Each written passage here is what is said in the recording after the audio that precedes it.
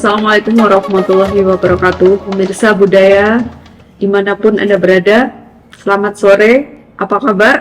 Semoga dalam keadaan sehat. Pada episode kali ini saya mengundang dua narasumber yang sangat hebat, yaitu Bapak Edward Dewaruci. Selamat sore Bapak. Beliau adalah dari Hukum dan HAM DKJT serta pengamat dan pecinta seni dan kebudayaan begitu ya Bapak. Apa kabar Bapak? Sehat. Alhamdulillah. Dan berikutnya adalah Bapak Anwar Zain. Beliau adalah bisa dibilang seniman keris dan pusaka begitu ya Bapak. Selamat sore, selamat datang Bapak.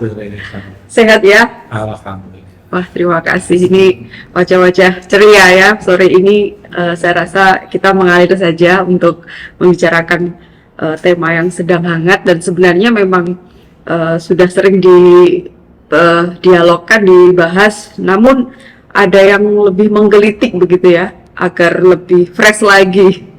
Ya, ini tema kali ini memaknai kesaktian keris tempo dulu dan sekarang. Jadi sebenarnya ada 3 wujud kebudayaan ya, yaitu ide, kreativitas, dan hasil karya. Wujud ide diantaranya yaitu seperti gagasan tentang nyentana, ngaben, balian, leak, dan sebagainya. Wujud aktivitas tentang rapat adat, nyentana, sesaji, seni patung, seni lukis, dan banyak lagi. Nah, Indonesia sendiri sebagai bangsa yang memiliki keragaman budaya begitu ya, selalu punya warisan yang generasi muda itu mungkin saat ini belum pernah kenal, yaitu salah satunya adalah keris gitu Pak.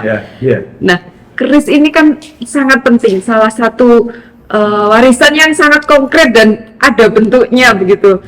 Jadi di tahun 2005, 25 November 2005, UNESCO itu sudah menyatakan untuk bangsa Indonesia intangible cultural heritage. Jadi warisan budaya yang intangible, yang bukan benda, ya kan? Nah, keris yang ada dan berkembang ini itu sudah diakui sebagai warisan budaya yang memang dia punya nilai-nilai, punya kandungan pemaknaan filsafat, terus kemampuan karya si pembuatnya saat itu semua kan satu kumpulan cipta karsa kan gitu, yang itu bisa diwujudkan dalam berbagai macam bentuk. Keris di sana lah yang kemudian itu yang memang menjadi sesuatu yang menarik gitu loh, untuk kemudian setidaknya ke depan para generasi muda itu mencoba lebih memahami ini sebagai sebuah karya yang memang layak untuk menjadi karya budaya. Iya, betul sekali ya. Sayangnya emang itu tugas kita untuk melanjutkan begitu ya, penularkan pengetahuan ini kepada generasi kita di bawah sana. Baik. Nah, untuk Pak Anwar sendiri sebenarnya sejak kapan Pak menggeluti dan apa sih motivasinya, kenapa suka dengan pusaka ini? Kalau saya menggeluti belum lama sebenarnya, karena saya terlahir dari keluarga Muhammadiyah, jadi nggak boleh. Gitu ya Pak? Iya, ya, kecil memang sudah tidak boleh. Tidak ada di dalam rumah saya yang namanya keris atau apapun sejenisnya, patung atau babat cincin, tidak boleh. Tapi setelah akhir-akhir ini saya banyak mencari apa yang tidak boleh itu kenapa, dan saya tertarik dengan salah satu peninggalan leluhur kita yang namanya keris ini Pak. Baik, karena keris ini bentuknya menurut saya aneh.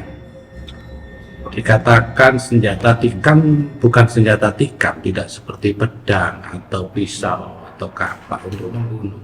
Tapi kenapa dikatakan sebagai senjata atau sebagai alat perang, juga sebagai status sosial pada zaman dahulu? Di sanalah saya ingin punya, walaupun ini mulai dari satu.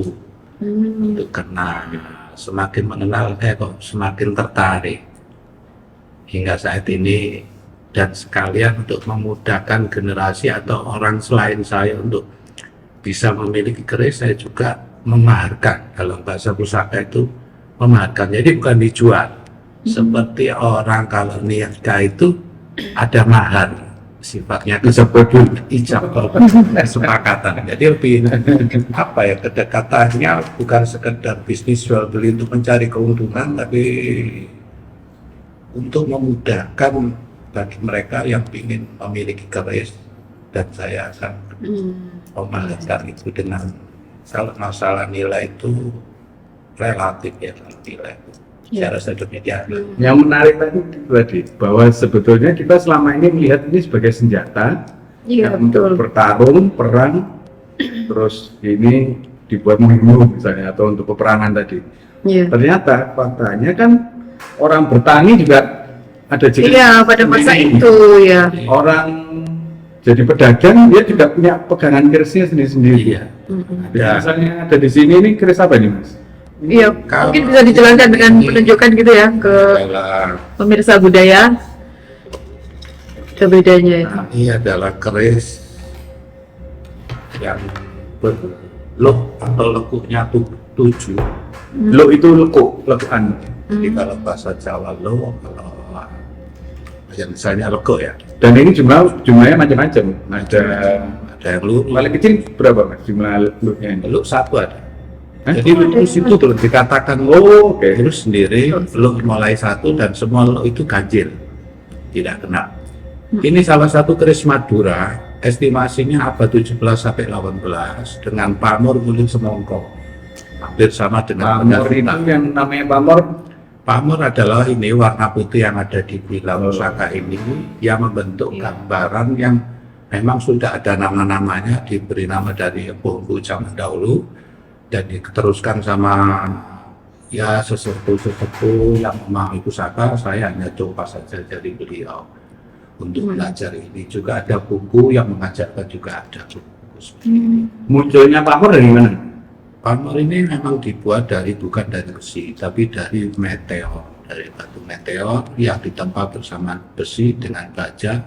Minimal dalam satu keris ini terdiri dari 3 unsur, antara besi, baja, dan meteor.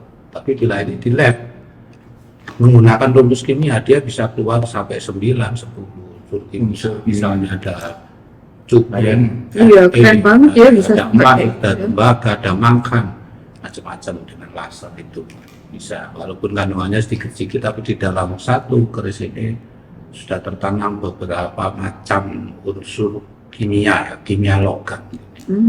Jadi pencampuran dengan suhu panas tinggi Dengan di zaman ini zaman tahun abad 17, 1600, 1700 kan? Karena keris ini Itu mesinnya yang mesin pemanasnya jenisnya apa aja Pak? Dan itu manual ya Pak ya? Manual. Iya, Iya, pakai Sekarang zaman nenek moyang itu. Iya, Jadi bisa. kalau ini yang dikatakan gonjo, ini namanya bilah keris yang di atas ini, dan yang lurus ini namanya gonjo, dan di bawah gonjo ini ada namanya paksi, atau ada yang ngomong seperti paksi itu kan burung. Ini memang selalu ditutupi ini untuk pegangan. Ini menyimbolkan seorang laki-laki dan ini menyimbolkan seorang perempuan. Jadi ini menggambarkan angkasa atau Bobo Angkoso, ini adalah ibu bumi. Jadi menyatukan angkasa dengan bumi ada dalam sebilah pusaka. Kalau dalam Hindu bisa disimbolkan seperti simbol Linggayoni, yang artinya Siwa dan Parwati. Itu simbol awal atau simbol asal-usul manusia di dunia dari bapak dan ibu. Mungkin dalam ajaran agama Islam ada Adam dan Hawa. Kalau di Jawa itu ibu bumi, Bobo Angkoso, yang memberi makna. Filosofinya sampai sejauh itu ya. yang vertikal, horizontal. Iya. Semua di sini. Ini dibalut dengan warangka kayu jati, kayu gembol jati. Ini bentuknya gayaman Surakarta. Gayaman ini seperti ini namanya warangka gayaman Surakarta. Artinya apa Pak? Untuk siapa? Ini buatan ciri khas Solo, Surakarta. Kalau filosofinya tiap olahraga ada, tapi saya tidak paham. Ada yang termasuk ukir-ukiran di sini tidak ada arti-artinya, tapi saya nggak bisa jelaskan karena saya tidak paham sebenarnya. Dan setiap bentuk yang diciptakan dalam satu keris ini ada makna filosofi semua, ada artinya. Ini do, mungkin kayak huruf Jawa, huruf do. Do itu odo, ini do, ini seperti huruf do. Do yang seperti huruf B. Iya. Dia bicara kok kan do. Mungkin yang nggak menunjukkan kok. Ya seperti itu. Jadi tadi ada pamor, terus kalau ini dapur yang mana? Dapur ini dikatakan Carito Kasapto. Dapur itu bentuk bentuk dari pusaka itu sendiri yang terdiri dari rincian. Ini namanya sekar kacang atau kembang kacang. Ini namanya jaren, ini lambe gajah, ini lambe geren. Ini di sini ada garis dua, ini namanya sokla. Yang di bawah namanya tosi, yang ini namanya gonjo. Kalau yang ini adalah keris. loopnya 6, 7, 8, 9. Ini keris bentuk 9 dengan dapur Panimbal. Keris ini diperkirakan era Majapahit. Untuk mengetahui ini Majapahit atau bukan memang estimasi, tapi dari gambaran dengan bentuk keris dengan gonjol tipis seperti ini, ini ciri khas Majapahit. Bahan besi yang Majapahit berarti 1200 hingga 1500. Ada Majapahit awal, ada tengahan, ada akhir. Ini masuk awal. lebih tua dari yang ini. Itu ini apa? Kalau dibandingin memang bisa kelihatan lebih muda sama lebih tua, besinya kan kelihatan. Iya. Dengan Terus ini kayak nggak ada pamornya juga ya? kalau Majapahit ini dikatakan pamor ceprit. Pamor ceprit itu ada pamor yang diciptakan sama sang empu, memang sengaja disembunyikan. Dengan makna yang tersimpan ya empu sendiri yang tahu, dan diberikan kepada siapa pada masa itu, dan dia sendiri yang diberitahu kalau pusaka ini membawa pamor seperti ini, tapi dirahasiakan. Jadi seperti itu. Ada kode-kode rahasia. Iya, itu yang hanya orang yang mempelajarinya yang paham ya Pak ya, artinya kode-kode itu. Pamor ceprit itu ciri khas Majapahit. Majapahit memang jarang membuat pamor yang terlalu gemerlap atau mewah dalam sebilah keris atau pusaka. Itu memang ciri khas Majapahit. Memang ya ada yang pamornya banyak. Dulu kan belum ada handphone kan. Iya. Kalau sekarang kan akhirnya yang dibawa sama orang Menarik handphone. ya Pak. Sebagai identitas itu tadi ya. Sebenarnya yang ini identitasnya ini itu mereknya sendiri-sendiri gitu. Iya. Yang sebutan Era peradabannya kan Kalau dulu mungkin saya bayangin ketemu di, kalau sekarang warkop gitu ya, naruh keris, oh dia seorang ini gitu. Sekarang kan kita ini HP-nya apa? Iya. Betul Pak. Tapi ini juga tadi kan ada semacam identitas tingkat sosial seseorang. Nah itu bisa dilihat dari mana Pak? Warangkanya atau? Dari warangka, dari dapur, dari itu. Misalnya kalau ini berarti siapa ini? Ini apa ini? Lurus ini lurus. Kalau bentuknya dari warangkanya seperti ini, orang bisa kenal Pak. Berdapur lurus, berhulunya ini lurus tanpa lekuk. Ini keris dapur Tilam Sari. Tilam Sari ini memang untuk rumah tangga. Rumah tangga itu biasanya ada dua, Tilam Sari dan Tilam Ubi. Rumah tangganya harapannya lurus. Namanya Kalau belok-belok, gak ada selingkuhan. Bisa berpengaruh ya Pak ya, bawa keris seperti ini. karena setiap keris ini kan ada doa dan harapan dari sang empu untuk siapa yang membawa. Kayak flash disk gitu loh. Iya. Kira-kira jadi installnya apa gitu. Energinya yang Selera itu satu sisi dengan yang sini beda. Ini pamornya pendaringan gebak. Ini pendaringan gebak, tapi ada sodo lanang, sodo saklo. Satu garis. Sapu lidi kayak sapu lidi. Ya, sodo saklo. Iya. Nah, ini untuk masyarakat semua bisa memiliki. Kalau ini bukan termasuk keris yang diciptakan khusus untuk siapa atau siapa, ini bebas. dalam bentuk lucu. Sudah handphone 1 juta umat gitu kan. Oh, iya. Mungkin orang semua orang bisa. Siapapun bisa. Ada pantangan Dan pesanan tidak ada khusus. pasangan. Iya. Itu tapi kan ketika dibuka Pak, tapi dari warangkanya sendiri bisa dilihat nggak sih kalau yang Kalau model yang seperti ini, ini? Ini bentuk warangkanya namanya ini Ladram Surakarta. Ladram Surakarta ini biasa dipakai saat kita ada kepentingan menghadap petinggi yang lebih tinggi dari kita secara kasta pada zaman itu.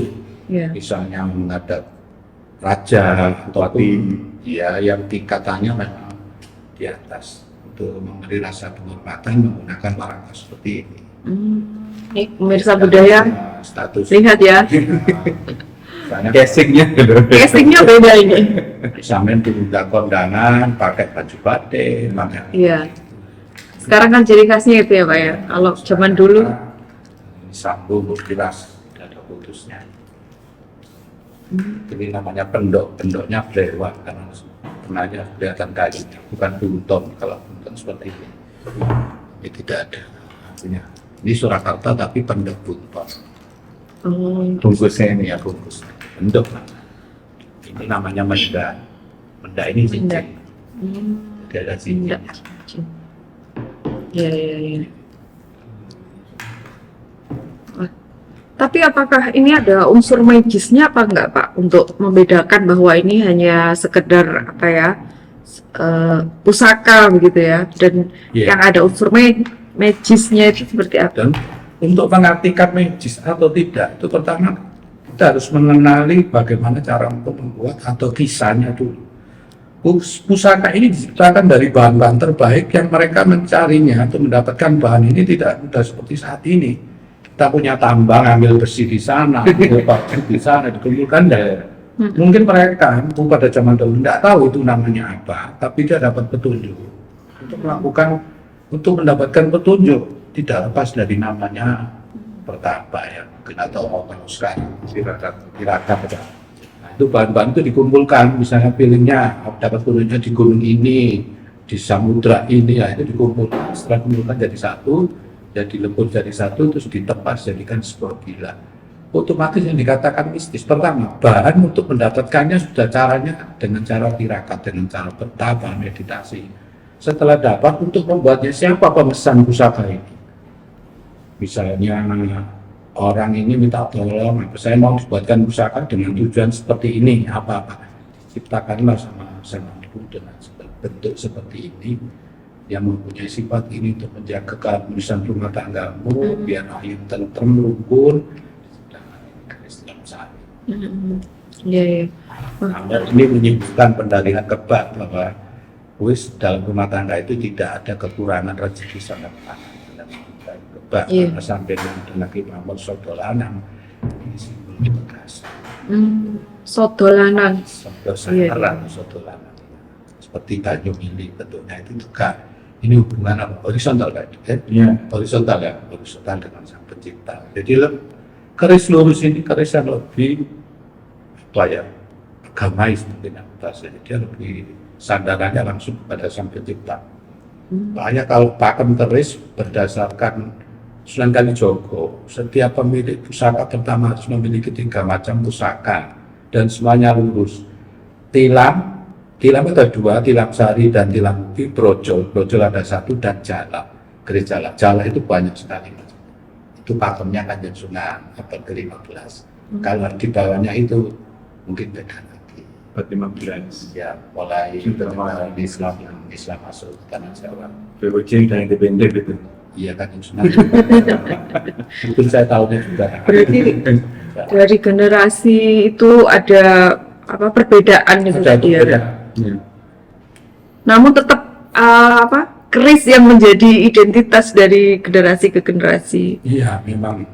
Jadi selalu Ya, peradaban manusia zaman purba mungkin alat-alatnya kan Ya. masih sederhana kan, yang masih batu-batu unggul itu terus berkembang sampai mulai ada kerajaan-kerajaan di sana lah, dan kemudian mungkin mulai muncul kemampuan intelektual penciptaannya itu yang.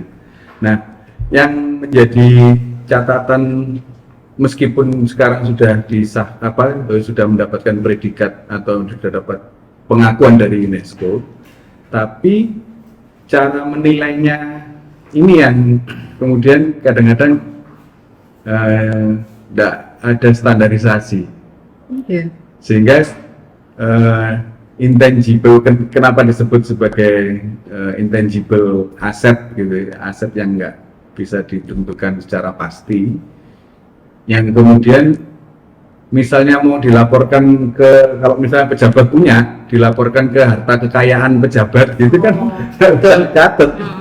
Padahal kalau lihat narasi atau cerita sejarahnya keris ini, kalau memang bisa ada yang bisa membuat kayak sertifikasinya gitu, pasti itu nilainya bisa lebih tinggi. Nah ya, baik, itu ditahan dulu Pak. Itu pasti nanti kita kupas lagi lebih seru. Bagaimana pemirsa budaya masih penasaran? Ikuti terus perbincangan ini.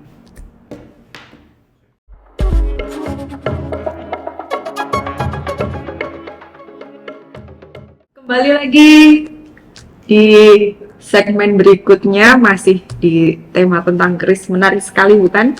Pasti penasaran pemirsa budaya di sana, apalagi yang teman-teman masih milenial ya. Ternyata seperti itu, panjang sekali sejarahnya dan ada filosofinya, bahkan sampai ke detil-detilnya ya Pak Izzat.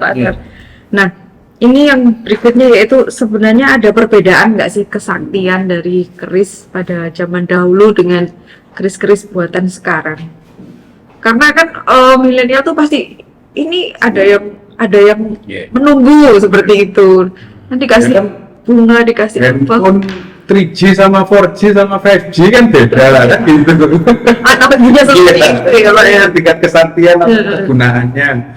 Ini fiturnya ternyata cuma buat telepon sama SMS saja. Yang ini bisa sampai buat internetan kan gitu.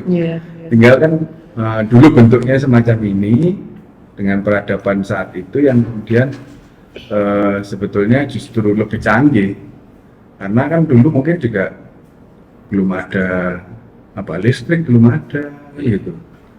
Dengan cara penempaan, jadi ilmu metalurgi yang bisa dilihat dari kemampuan pemanasan seberapa derajat, yang itu kemudian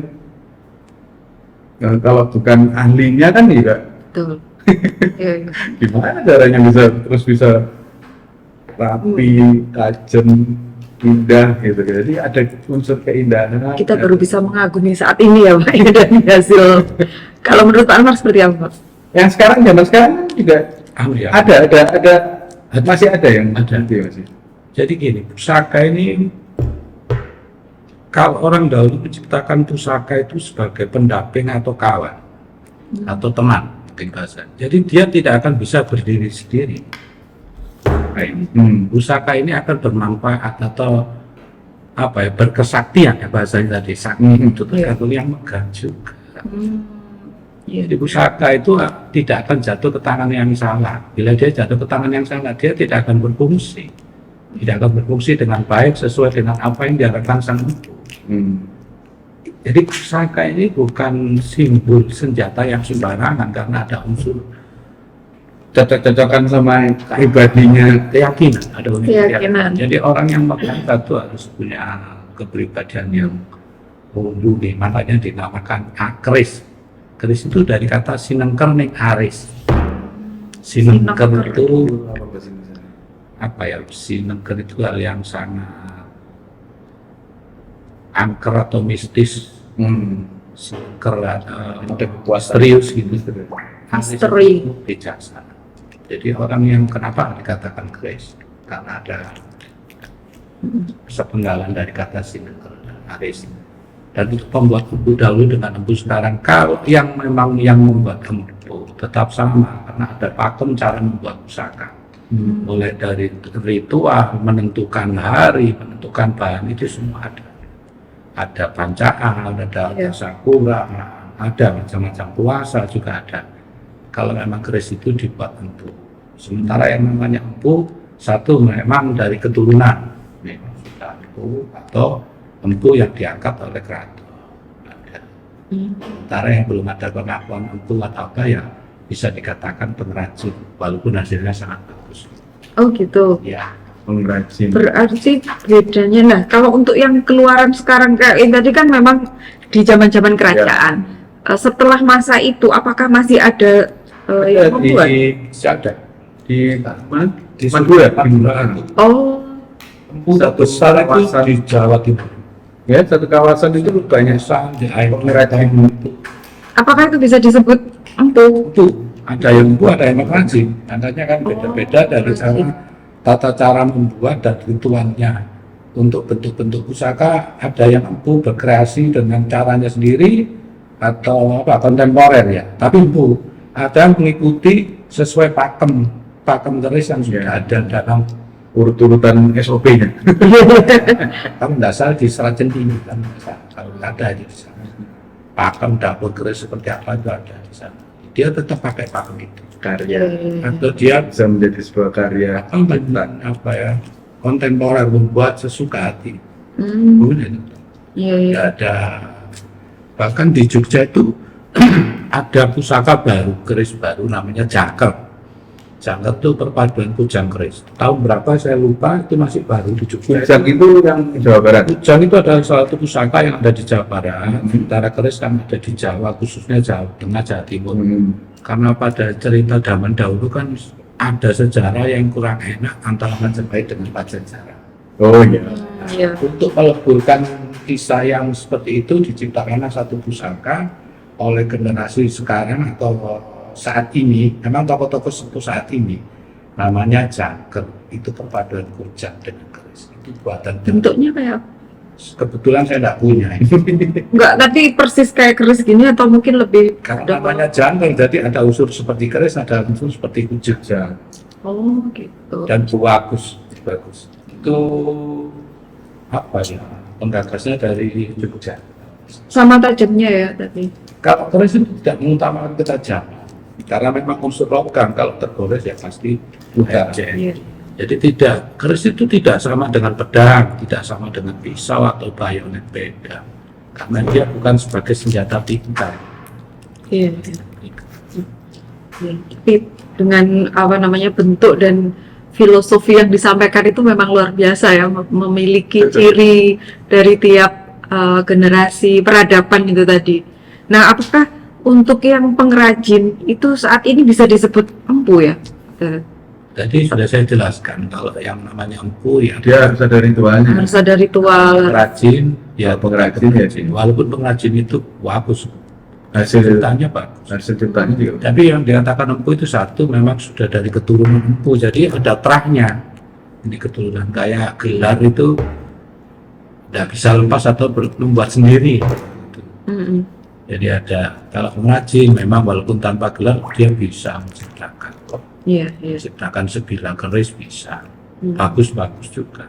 Iya, Itu hanya bedanya hasil karya sang empu dengan pengrajin. iya.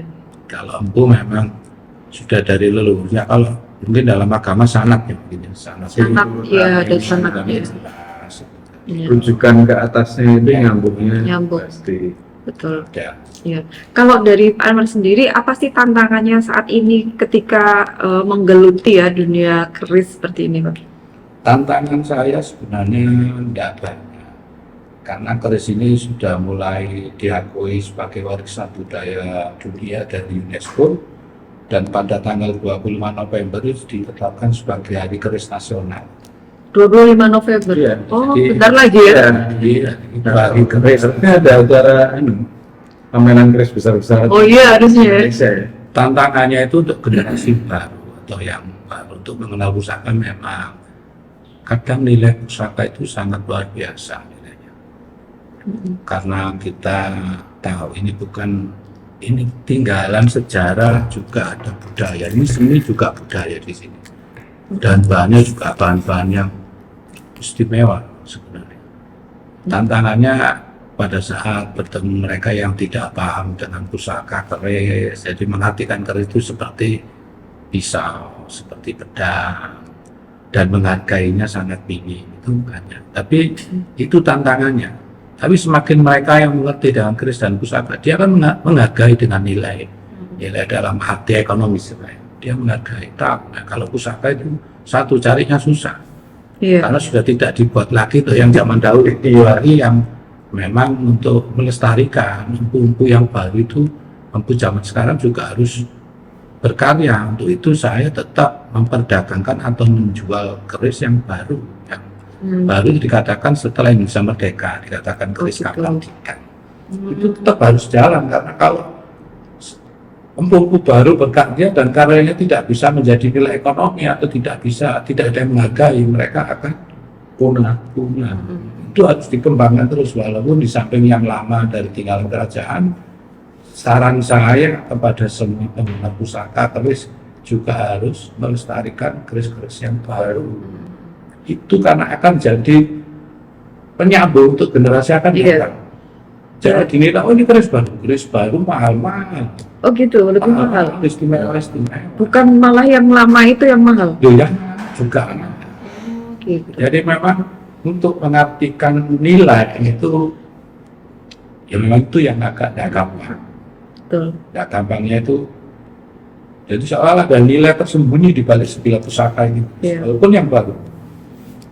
Kalau saran saya itu tantangannya agar generasi baru atau yang saat ini, termasuk saya ini, juga mengoleksi pusaka keris yang buatan empu-empu modern. Karena mereka biar berkarya terus dan ada nilai ekonominya, semampu tidak malas berkarya. Kalau karyanya tidak ada yang menghargai. Ya kan gimana itu? Nah itu terkait dengan yang tadi disinggung ya. Apakah tentang hak kita itu seperti apa, Pak?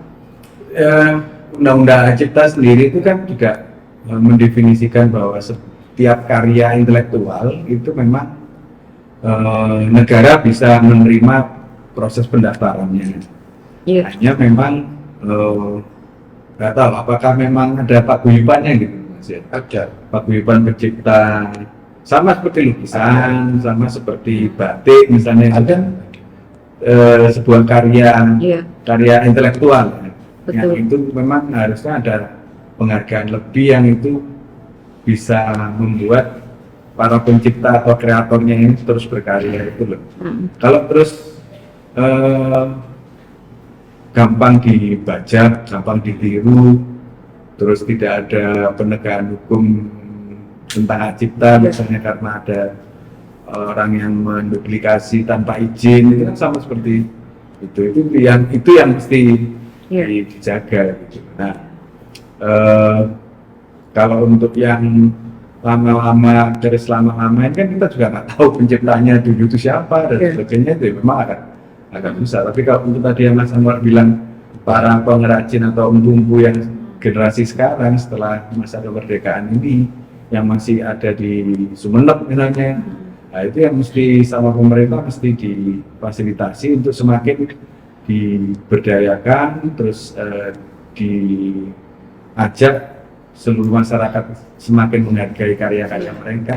Gitu. Berarti sejauh ini belum ada campur tangan pemerintah untuk memberikan sertifikasi itu ya?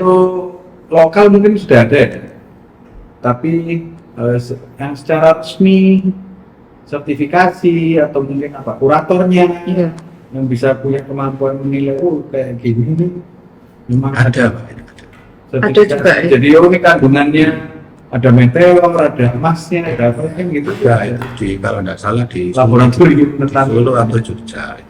Tapi untuk menentukan hal seperti itu, melihat kadar logam yang ada dalam satu keris, itu harus diambil minim 1 mili, 1 gram mungkin dari 3 gram. Iya, ya itu yang membuat jadi pusaka itu akan rusak. Oh gitu. Kebanyakan orang tidak mau karena itu, misalnya di ujung, di tengah bilang, terus di sisi ini diambil, terus bisa diestimasi kayak otopsi aja. Ya, ujung ini tahun berapa, bahan tahun berapa, banyak apa yang di sini dan ini. Nanti di rata-rata ketahuan. Nah itu tes meteorologi.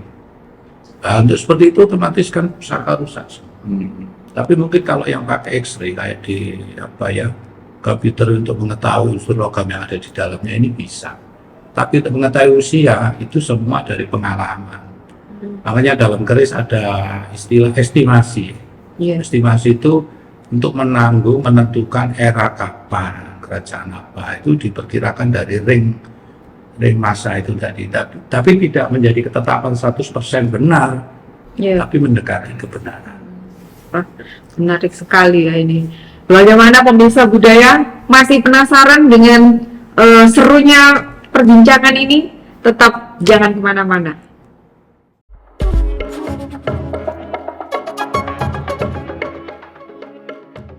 Jumpa lagi di podcast yang masih sangat seru ya. Ini harus tetap diikuti sampai akhir, jangan kemana-mana dulu. Nah, ini lihat nih, di sini ada yang bisa berdiri tanpa dipegang, tanpa dijamu-jamu, enggak ya Pak ya?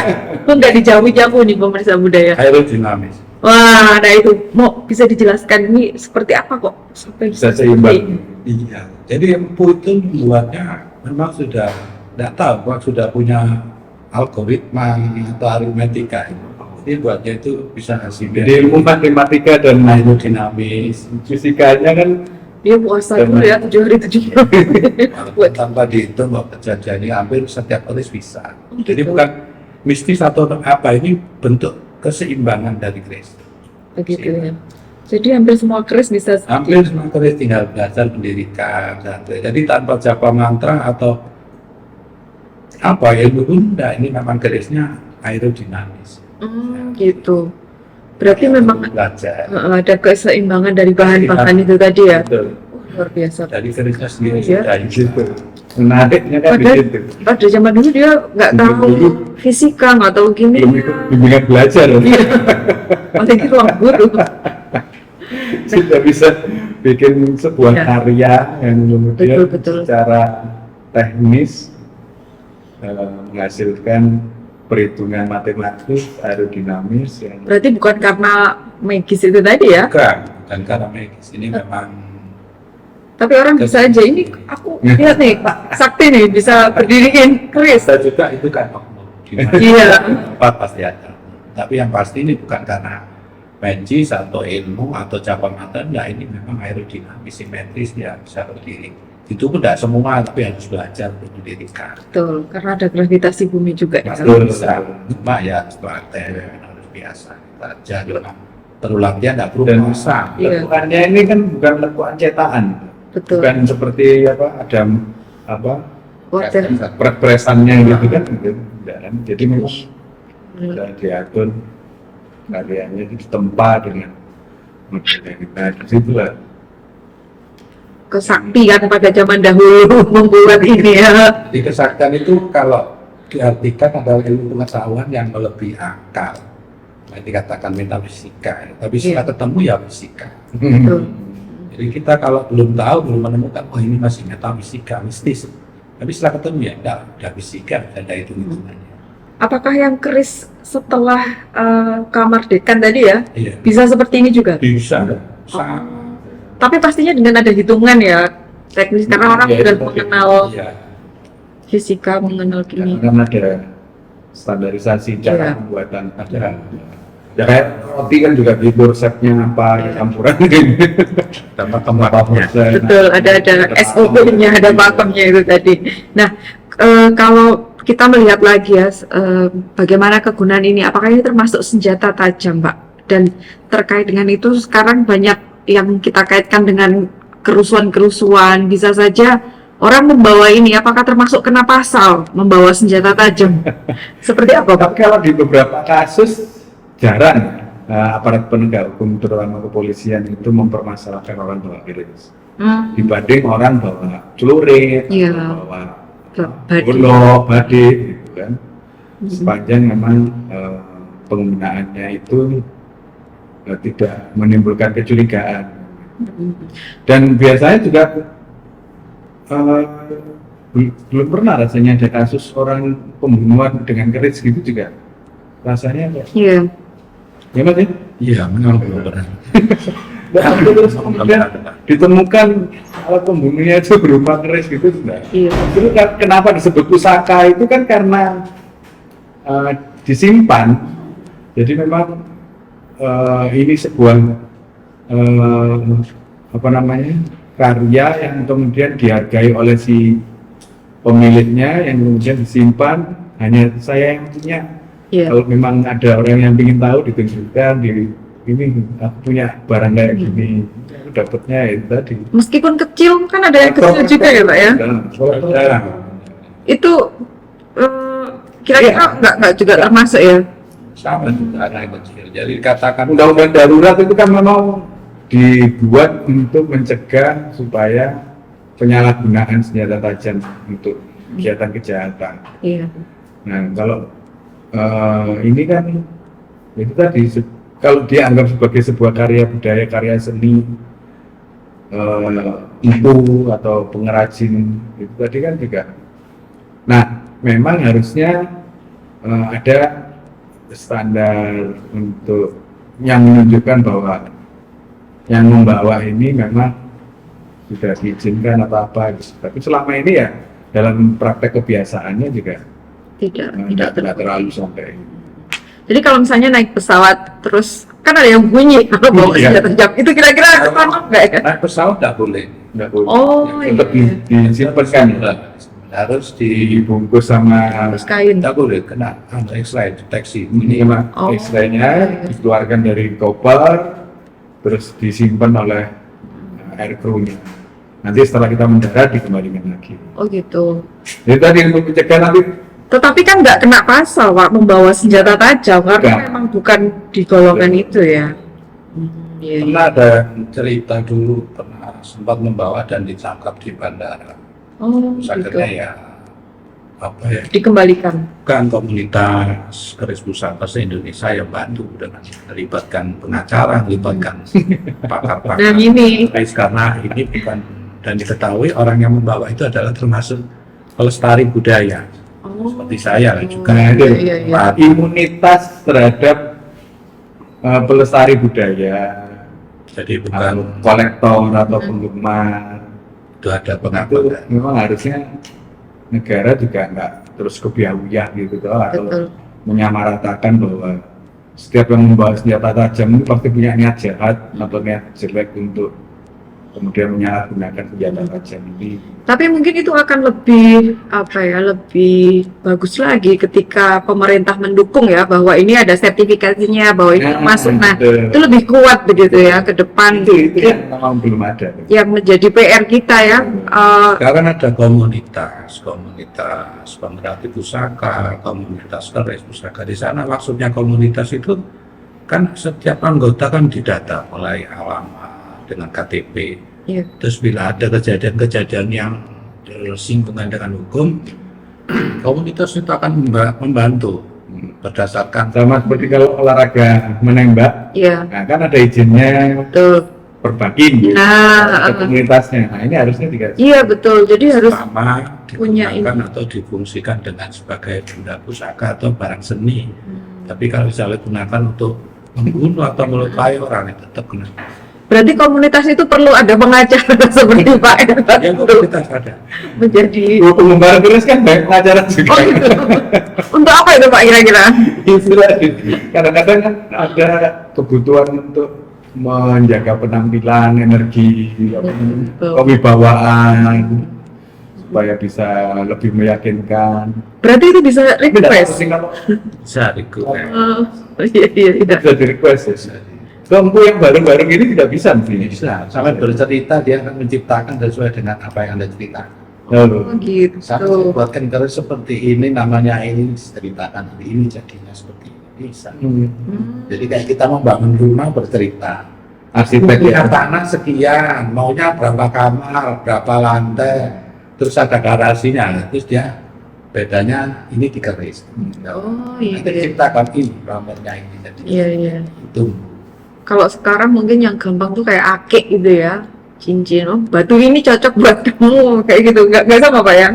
Kalau batu kan Beda ya, beda lagi. memang alam. Waktu itu murni alam, Kalau ini kan karya ciptanya sih. ini ada Betul, campur tangan, proses penempaan, pembuatan, pembentukan. Kalau nanti itu hanya batu, alam yang dibentuk dan Iya. jadinya sudah seperti itu. Kalau ini ada campur tangan, Betul.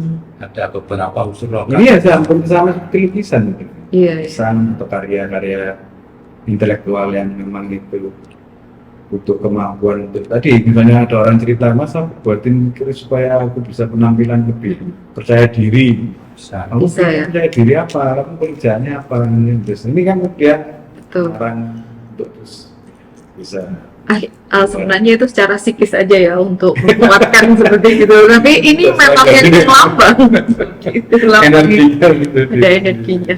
Baik, ini sangat menarik ya. Ternyata kita bincang-bincang ini sangat-sangat menambah pengetahuan tentang warisan budaya yang tentunya harus tetap kita lestarikan untuk generasi di selanjutnya. Nah, sebagai penutup, sebenarnya ada harapan-harapan nggak untuk adik-adik generasi berikutnya nanti tentang warisan budaya ini, Pak Edwan? Ya, ke depan kan peradaban itu semakin digital, kemudian anak-anak muda kita itu juga sudah tidak lagi mendapatkan informasi-informasi akurat, cerita-cerita masa lalu, yang itu seharusnya masih harus bisa dikembangkan dan diinformasikan supaya nggak putus cerita bahwa dulu Indonesia itu nggak langsung seperti sekarang. Dulu pernah ada Mataram, sebelumnya ada Mojopahit, sebelumnya ada Sriwijaya, dan ini semua itu ada rangkaian sebagai bangsa ini kita terbentuk dari sebuah proses yang lama yang kemudian harus kita jaga supaya nilai-nilai sebagai satu bangsa yang utuh itu juga harus bisa tersampaikan dengan salah satunya warisan-warisan budaya ini gitu. Betul. Jadi selain warisan-warisan budaya yang lain Betul. gitu. Jangan terus dapat informasi asing atau yang dikatakan bahwa keris ini urusan tempo dulu, tradisional, ketinggalan zaman. Iya. Itu jangan sampai kayak gitu terus sehingga akhirnya dianggap sesuatu yang nggak pantas untuk dijaga, nggak pantas untuk, padahal PBB aja ngakui bahwa ini UNESCO kan sebagai sesuatu yang tak ternilai sebetulnya. Kalau Pak Anwar sendiri seperti apa? Kalau harapan saya terhadap keris ini, jadi jangan seperti ceritanya Karna, tahu Karna dalam Mahabharata. Karna itu kan saudara tetuanya Pandawa. Kenapa? Karena kok membela Kurawa? Adipati Karna ya? Adipati Karna. Karena Adipati Karna bilang, izinkan aku, ibu, untuk membela Kurawa. Memang ibu yang melahirkan aku, tapi Kurawa yang merawat dan membesarkanku. Jangan sampai keris ini lahirnya di Indonesia. Setelah nanti keris ini dirawat atau dikembangkan di negara lain, kita jangan kecil hati, kita cuma melahirkan tapi kita tidak bisa merawat dan membesarkan. Jadi saran kelihatannya Malaysia ini mas yang kepingin dia. Iya, diklaim oleh Malaysia. Punya keris Melayu sendiri, ada diri sendiri. Ada diri sendiri. Memang cikal bakalnya dari Jawa. Jadi harapan saya setiap warga Indonesia, suku apapun, untuk mengembali produk seni budaya yang adiluhur peninggalan zaman dahulu. Jangan hanya bercerita sejarahnya, bangga dengan sejarahnya, tapi tidak memiliki bendanya. Kalau diakoni negara lain, jari kita kebingungan. Seperti kasusnya Reo. Iya. Nah, dulu Karena jadi kita harus punya, jangan hanya melahirkan, tapi juga membesarkan dan merawat. Jadi setiap orang harus punya minimal satu. Sebagai bentuk pengakuan bahwa memang kayak kita mengerti, akhirnya kan ibunya walaupun ngomong, iya memang ibu yang melahirkan saya, tapi Kurawa yang membesarkan dan merawat saya. Biarkan saya berjuang dengan Kurawa, Betul sekali. Jangan sampai kita menjadi generasi yang tidak memahami sejarah tempo dulu ya Pak ya, karena itu memiliki nilai-nilai luhur. Tidak punya satu itu memang. Minimal satu. Sesuai kebutuhan itu tadi ya Pak ya. Sebentar lagi jenengan banyak order ini. Baik, pemirsa budaya dimanapun Anda berada, rasanya nggak puas ya perbincangan ini, tetapi memang kita sudah harus selesai. Untuk nanti ada pertanyaan atau mungkin masih ada penasaran lagi, bisa ke Dewan Kesenian Jawa Timur. Demikian perbincangan ini, mohon maaf bila ada kesalahan. Terima kasih atas kehadirannya Bapak sekalian. Terima kasih atas perhatiannya, pemirsa budaya dimanapun Anda berada. Salam budaya. So.